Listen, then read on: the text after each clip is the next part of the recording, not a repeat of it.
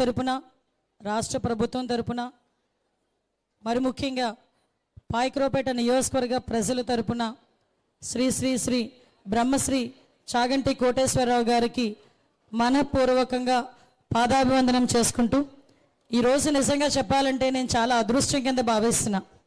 ఎందుకనంటే ఎప్పుడూ కూడా చాగంటి కోటేశ్వరరావు గారి ప్రవచనాలు అంటే యూట్యూబ్లో పెట్టుకొని వినడమో, లేకపోతే వీడియోలో వస్తే వినడమో, లేకపోతే ఉదయాన్నే ఏదైనా మనసు బాగోకపోతే ఒక్కసారి చాగంటి గారి ప్రవచనాలు వింటే కాస్త మనసు స్థిమిత పడుతుంది అని ఆలోచన చేసుకొని ఎంత ప్రెజర్లో ఉన్నా ఒక్కసారి ఆయన మాట వింటే చాలు, ఆయన స్వరం వింటే చాలు అనుకునే నాలాంటి ఒక శిష్యురాలు అనుకుంటారో, అభిమాని అనుకుంటారో, అది గురువు గారికే నేను వదిలేస్తున్నా.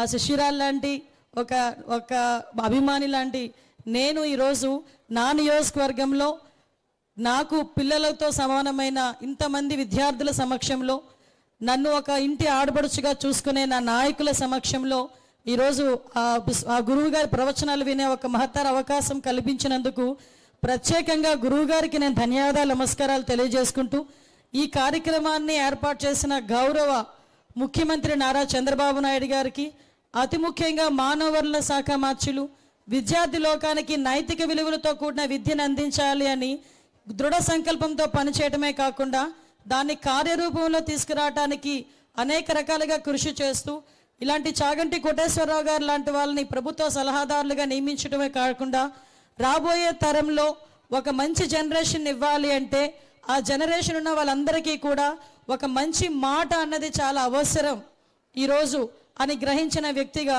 ఈరోజు చాగంటి కోటేశ్వరరావు గారిని మన అందరి ముందుకు కూడా పంపించడమే కాకుండా ఒక నైతిక విలువలతో కూడిన విద్యను అందించే క్రమంలో ఈరోజు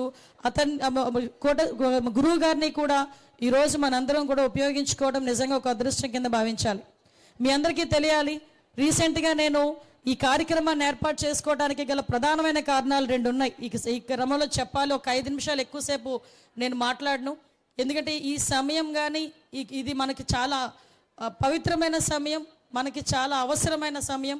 ఈ సమయాన్ని నేను మాట్లాడి వృధా చేసే కన్నా ఇలాంటి గురువు గారు లాంటి నోట్ల నుంచి వచ్చే ప్రతి మాట కూడా మన భవిష్యత్తుకి ఒక నాంది లాంటిది, భవిష్యత్తుకు ఒక బాట లాంటిది.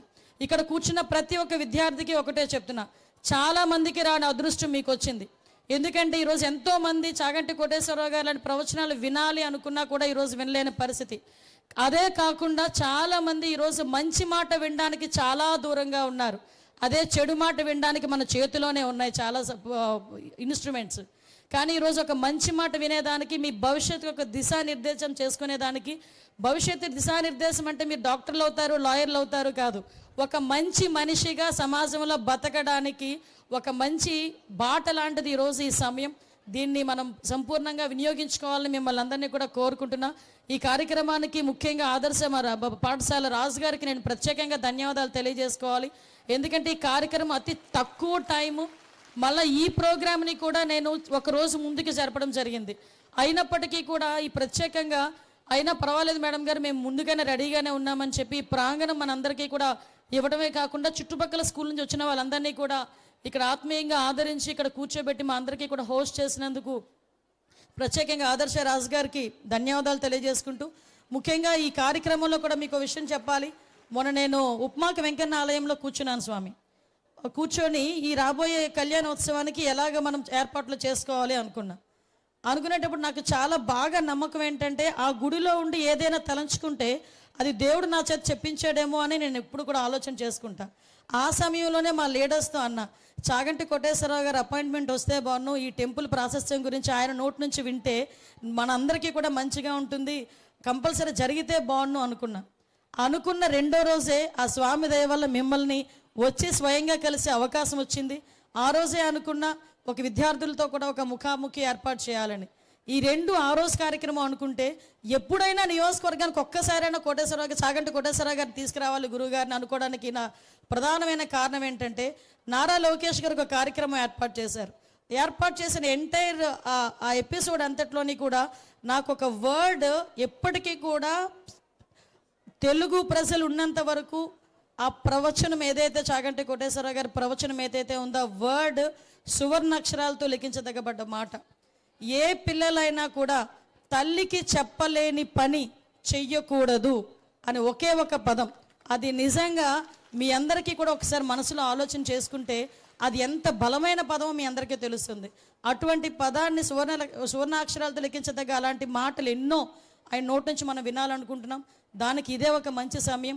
నిజంగా నేను చాలా ఒకే రోజు 2 ప్రోగ్రాంలు అంటే నేను చాలా భయపడ్డా, గురువుగారిని ఇబ్బంది పెట్టానేమో, గురువుగారు ఆ విషయంలో సభాపూర్వకంగా క్షమించమని కూడా అడుగుతున్నాను నేను.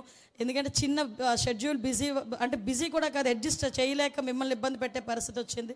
దయచేసి క్షమించమని మిమ్మల్ని కోరుకుంటూ ఈ మంచి అవకాశం ఇచ్చారు. మీ ఆశీస్సులు మా మీద ఎప్పుడు ఉండాలి, ఈ బిడ్డల మీద, ఈ జనరేషన్ మీద మీలాంటి ఆశీస్సులు ఉండాలి. వీళ్ళందరూ కూడా అదృష్టవంతులు.